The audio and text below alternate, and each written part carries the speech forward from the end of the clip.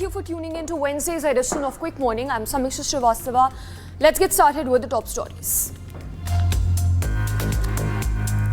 As a RJ Kar hospital rape case investigation continues, Sandeep Ghosh has been summoned for questioning by the state police. That has triggered widespread protests across the state. Meanwhile, demonstrators have been demanding swift justice and accountability, reflecting public outrage over the handling of the case.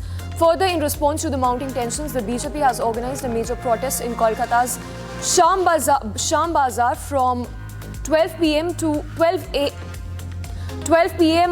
9 p.m. today. Additionally, 3 policemen, including 2 assistant commissioners, have also been suspended due to alleged misconduct in the investigation. In fact, another key accused, Sanjay Ghosh, is awaiting completion of his pending polygraph test as protests continue. Call for justice and transparency is growing louder, turning Kolkata into a focal point of public outcry against the mishandling of the serious case by the Mamata government.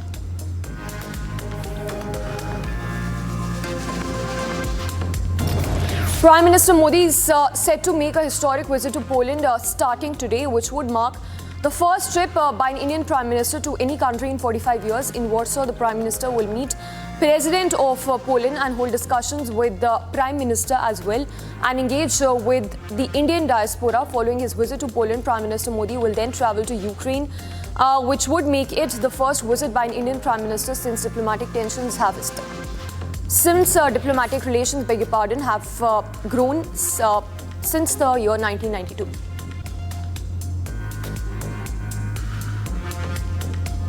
And the BJP, on the other hand, has appointed former National General Secretary Ram Madhav and Union Minister G. Kishan Reddy in charge for the upcoming assembly elections in J&K. In fact, this announcement was made by the BJP National General Secretary Arun Singh on 20th of August. Madhav's return to J&K politics is significant as he was instrumental in stitching together the BJP-PDP alliance in the region previously. In fact, following his appointment, Madhav is expected to arrive in the Kashmir Valley to begin strategizing for the elections. His selection is viewed as part of BJP's broader plan to form a government in J&K after development post 4th of October. Madhav's re-entry into active politics comes 5 years after 5 years hiatus from the party, which would mark a new phase in the BJP efforts to strengthen its foothold in the region ahead of the polls. Karnataka Chief Minister Siddaramaiah has criticized Governor of the state, asserting that he should act as a representative of President of India, not the central government. Siddaramaiah also expressed concerns over the governor's pick-and-choose approach in granting prosecution sanctions, citing the recent approval for his prosecution related to Mysuru Urban Development Authority site allotment scam. He further pointed out that while the Lokayukta has sought permission to prosecute Union Minister H.D. Kumaraswamy, it still remains ungranted. Siddaramaiah also alleged that former BJP ministers face no prosecution, questioning the fairness of the government's actions. He described the accusations against him as baseless and motivated by political agendas, asserting his commitment to social justice. The Deputy Chief Minister D.K. Shivakumar also backed Siddaramaiah, further emphasizing his long-standing political experience. Siddaramaiah note has filed a writ petition which challenges the governor's order in the High Court, which has temporarily deferred proceedings against him until 29th of August. In a significant operation on Tuesday evening, security forces unearthed an underground hideout of terrorists in the dense forest of Sagravat village in Rajouri district. The joint cordon and search operation involved the police personnel, SOG, Army's Rashtriya Rifles and CRPF acting on specific intel that was received. The hideout was cleverly concealed and with soil making it difficult to detect. During the search operations, forces even recovered a variety of items which included 4 LPG cylinders, ammunition, a communication set, cooking utensils and several eatables, which indicates the hideout's use as a base for terrorists. The J&K police also confirmed ongoing searches in the area, emphasizing that terrorists were likely using this hideout to evade capture. In fact, the successful operation has thwarted potential threats, coming just a day after a terror attack on CRPF personnel in Udhampur's region, highlighting the need for continued vigilance in the region, specifically ahead of elections in J&K. The Sultanpur court has ordered the arrest of Aam Aadmi Party MP Sanjay Singh and others for failing to appear in the 2001 road blockade case. The case dates back to 19th of June 2001 when Singh, along with former SP MLA Anup Sanda and others, led a demonstration protesting poor power supply in Sultanpur. The protest resulted in a case being registered against them at Kotwali police station. Following this, in January 2023, all 6 accused were convicted and sentenced to 3 months imprisonment. However, after failing to appear before the court on 9th of August, a non-bailable warrant was also issued against them. Finally, on Tuesday, when they again failed to show up, the court ordered police to arrest and produce them. By 28th of August, a bail petition for Singh and Sanda has been filed in the Lucknow bench of the Allahabad High Court, with the hearing set for 22nd of August.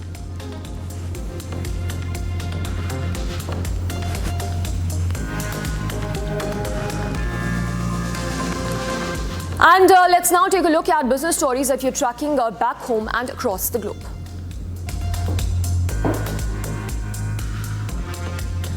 BYU's Ravindran, the CEO of BYU, has reassured employees about the swift resolution of delayed July salaries despite ongoing legal challenges. In an email that was sent, Ravindran attributed the delays to Supreme Court stay on an ongoing bankruptcy case which has restricted access to vital funds. He promised that salaries would be paid promptly even if it meant raising additional personal debt.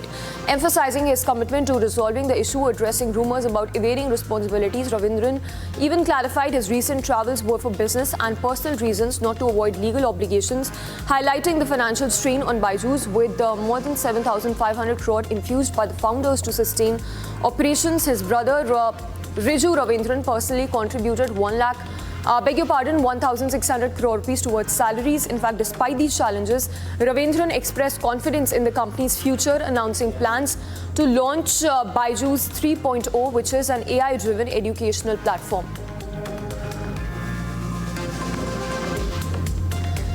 SEBI has meanwhile proposed significant changes to simplify and speed up the rights issue process. Key recommendations include reducing disclosure requirements in offer documents, shortening the processing times, and even removing the need for issuers to appoint a merchant banker. SEBI also suggested barring issues with suspended trading from conducting rights issues and proposed mandatory monitoring agencies to oversee the use of proceeds. In fact, these changes aim to make rights issues a more appealing fundraising method. The public can provide feedback on these proposals until 10th of September with the goal of boosting rights issues activity, which has lagged behind other fundraising methods like QIPs. The Employees Provident Fund organization has announced a new addition of 19.29 lakh members in the month of June this year, which reflects a robust growth compared to the same month last year. In fact, this surge indicates the ongoing rise in employment opportunities and enhanced awareness of employee benefits that's driven by effective outreach initiatives. In the month of June itself, 10 lakh new members were enrolled, which marked an increase from May this year and a 1% rise from June last year.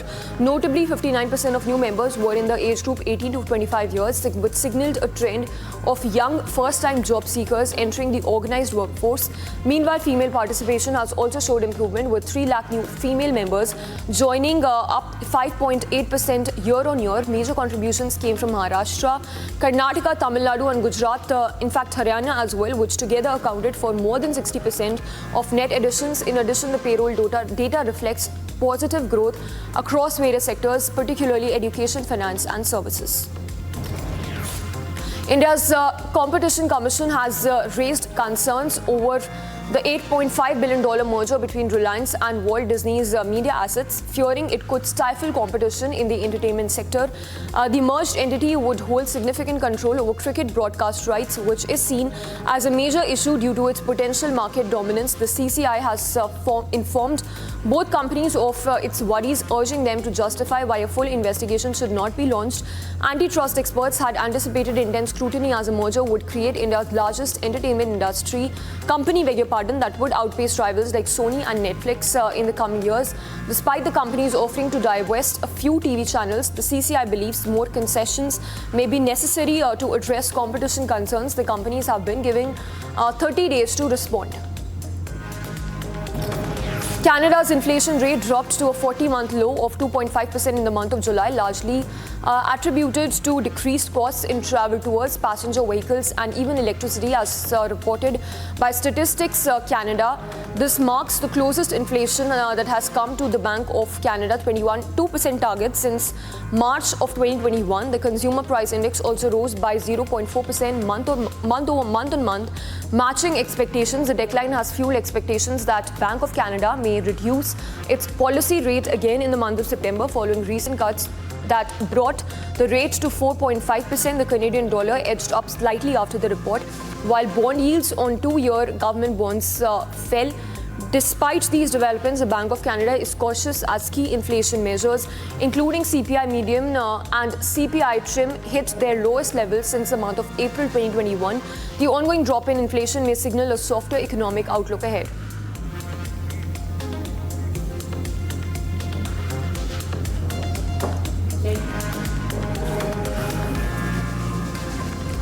And those were the top business stories that we are tracking. Let's now take a look at what's making headlines from across the globe in our international news segment.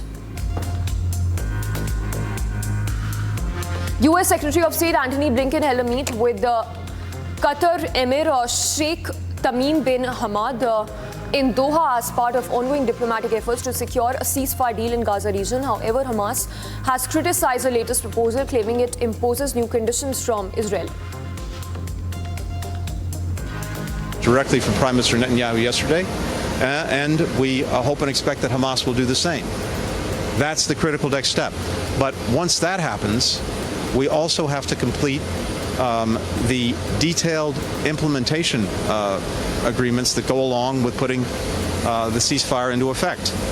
And it's very important that everyone do what's necessary to bring the flexibility to the table to make sure that we can get the implementation agreed.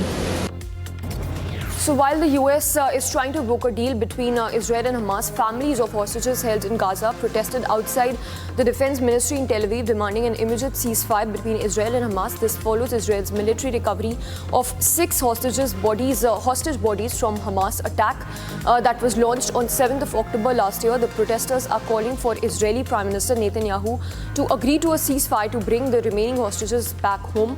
The US, Egypt, Qatar are working to mediate a ceasefire deal. Still there, and now there's 109 hostages that are still in Gaza, including Itai, my cousin. This morning we got horrible announcements that they brought back 6 bodies of hostages.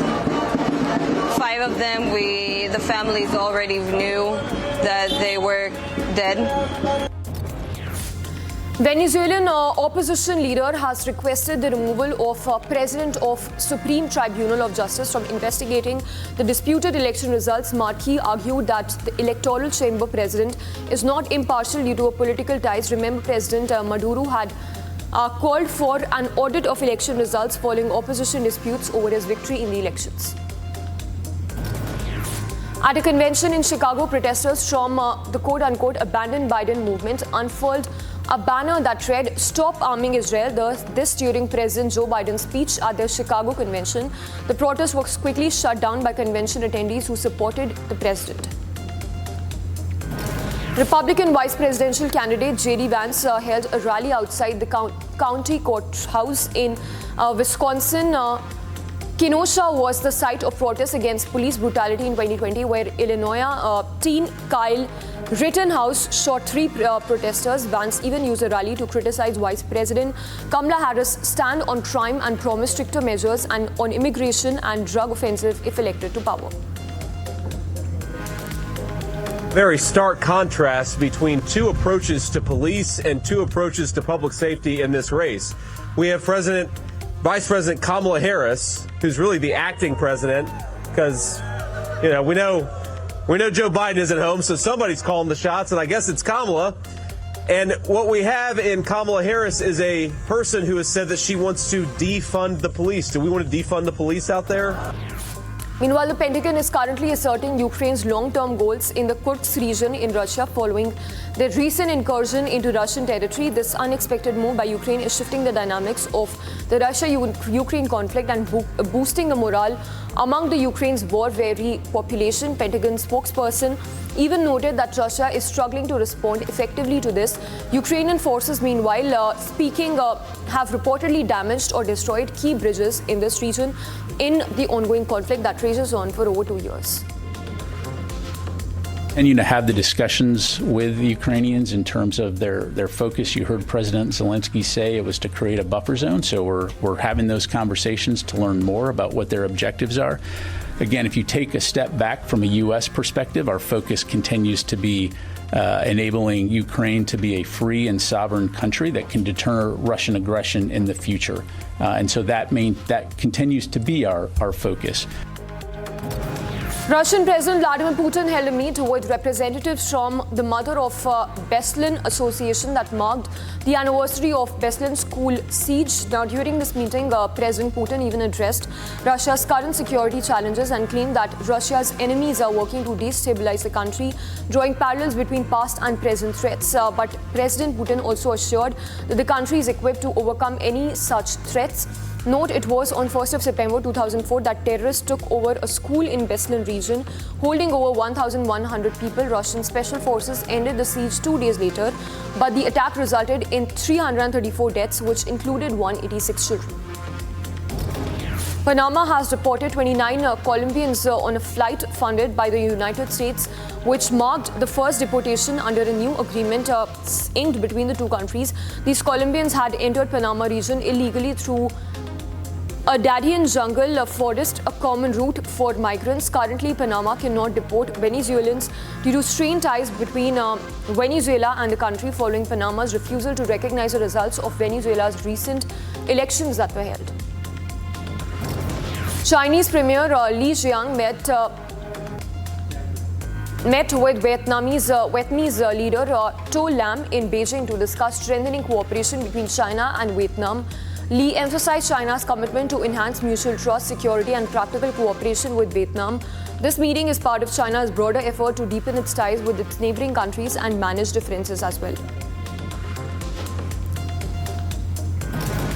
Businesses from various industries are bracing for a potential disruption as both of Canada's major freight railroads, Canadian National and CPKC, face possible shutdown on Thursday. The two railroads are in a contract dispute with a union which represents engineers, conductors and other staff as well. If the deal is not reached this week, trains will come to a halt. This could severely impact industries such as chemicals, grain and fertilizers and affect around 32,000 commuters in Vancouver itself, Montreal and Toronto who use these rail lines.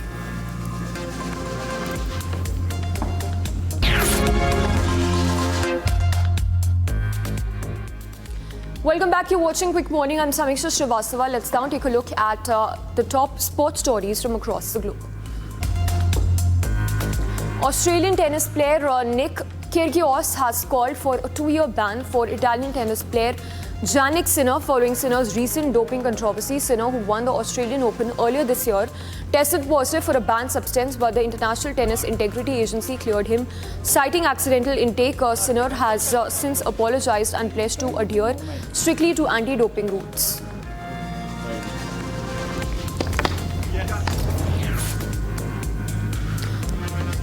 RB Leipzig new signing Antonio Nusa has rejected comparisons to Neymar, calling himself the new Antonio Nusa. Instead, the 19-year-old midfielder who recently moved from Club Brugge to Leipzig wants to forge his own path. Nusa also stated that he's focused on achieving the club's goals and competing for the titles. I don't know why this is my nickname. I think maybe because Neymar is one of my role models when I was growing up as a kid. I loved watching him. I think he's an amazing player, but I think I'm not the new Neymar. I'm the new Antonio Nusa. I want to be myself, so I don't need to have this nickname. I just want to be myself. But of course, he's an amazing player also. Liverpool is reportedly close to signing goalkeeper Georgi Mamardashvili from Valencia. The deal, valued at around £25.6 million plus add-ons, may see him stay on loan at Valencia for the current season. The transfer is not expected to affect Brazilian goalkeeper Alisson Becker's position as Liverpool's first-choice goalkeeper. American tennis player Zachary scored a career win at the WinstonSalem Open by defeating the third seed Francisco Cerundolo in straight sets 6-4, 6-4. The victory propels Savajda into round of 16, where he will face either French tennis player or Russian tennis player. American golfer Windham will be competing in the BMW Championship in his home state of Colorado, a course he first attended as a child. The tournament features the top 50 golfers of the PGA Tour, is running from 20th till 25th of August. Clark expressed his excitement about playing on a course with so many childhood memories. My first tournament I ever attended was this event. I think I was 7 or 8 years old. I remember being on the 9th green, watching guys, like David Duval and Retief Goosen and Ernie Els and David Toms come up the fairways and just visualizing and imagining myself being here one day. And it's kind of crazy. Fast forward 20 some years and I'm here. So it's pretty amazing. I'm excited to be back.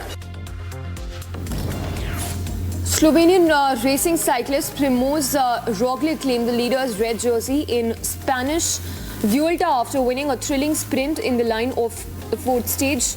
Roglic narrowly edged out Belgian cyclist to take the lead in the overall standings. Portuguese cyclist João Almeida, who finished third in the stage, trails Roglic by 8 seconds. Eric Mas is in third place, 32 seconds behind.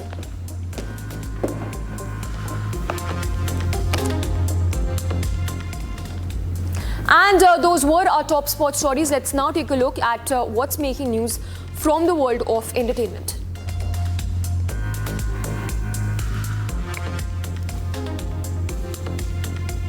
The inspiring journey of former Indian cricketer Yuvraj Singh, a two-time world champion and cancer survivor, is set to be portrayed in an upcoming biopic produced by T-Series head Bhushan Kumar and Ravi Bhakshandka. The film will capture Yuvraj's career highlights and personal challenges, which would mark the producer's director's second directorial project after the documentary Sachin, A Billion Dreams. Kumar described Yuvraj's life as a narrative of resilience, triumph and passion, emphasizing the importance of sharing his story with fans worldwide. Yuvraj even expressed his honor at having his story told, hoping it inspires people worldwide.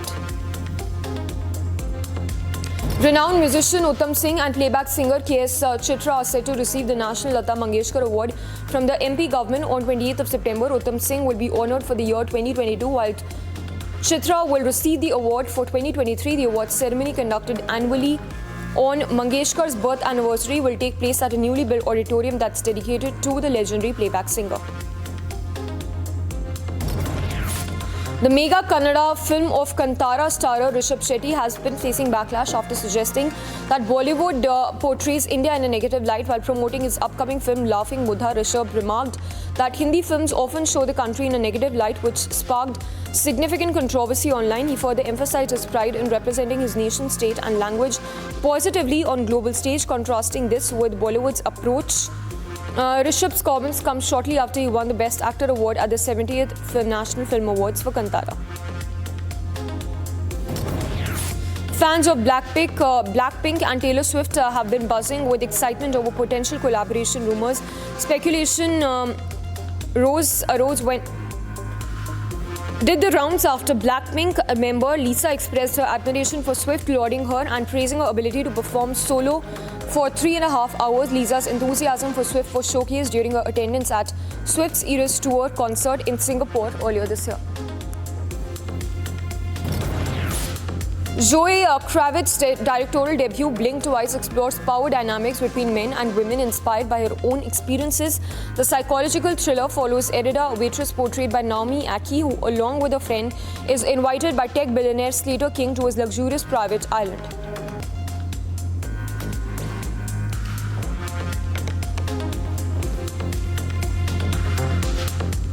And with that, it's a wrap on this edition of our broadcast. But when we come back, our top stories to continue tracking all the top stories from across the country and the globe.